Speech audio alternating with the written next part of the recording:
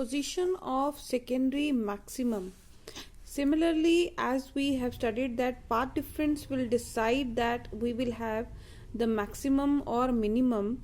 Similarly, if path difference a sine theta is equal to suppose 3 lambda by 2. Okay, so in that case we will observe the first secondary maximum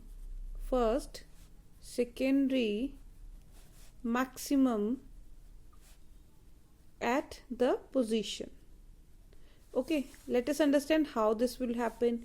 Now the path difference a sine theta is equal to 3 lambda by 2. So it means that this slit AB can be considered to be divided into three parts, 1, 2 and 3. Okay, so let us consider the wavelets reaching from A and this point is having the path difference of lambda by 2, and this wavelets is having the path difference of lambda by 2, and this is having the path difference of lambda by 2.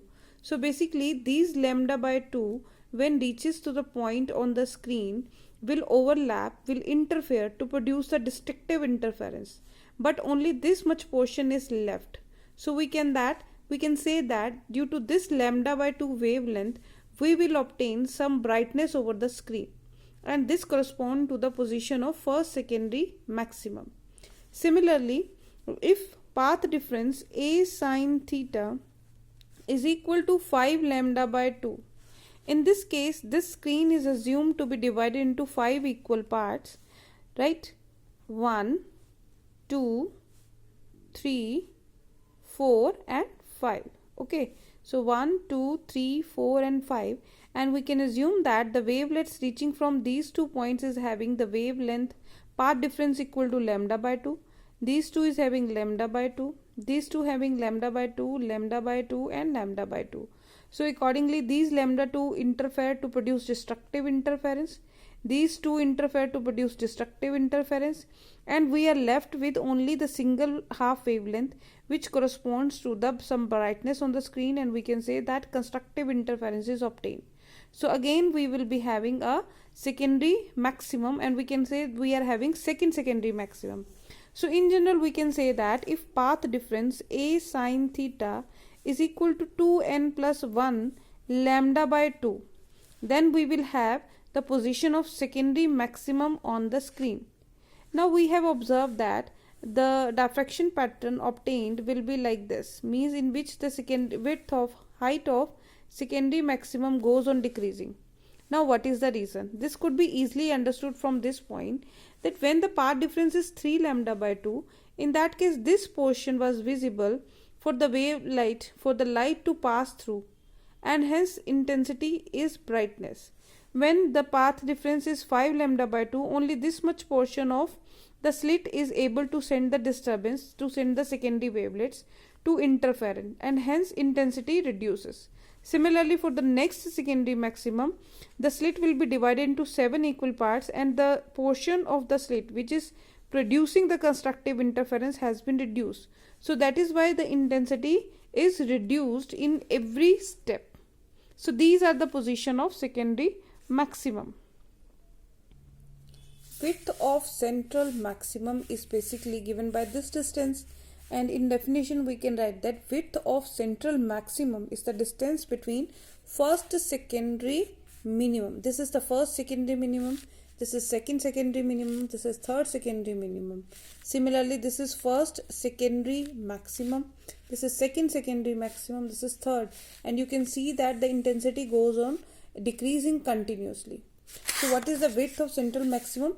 This is the distance between two first secondary minimum.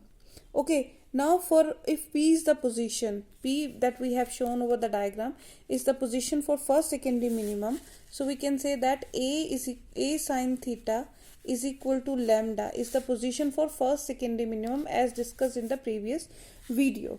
Okay, so accordingly sine theta is equal to lambda by A.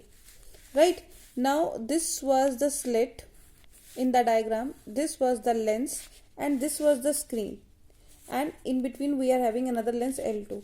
Now if this lens is kept close to the slit and the distance is capital D, so we can say that the focal length of the lens is equal to d. So in that case we can say that focal length f is equal to capital D.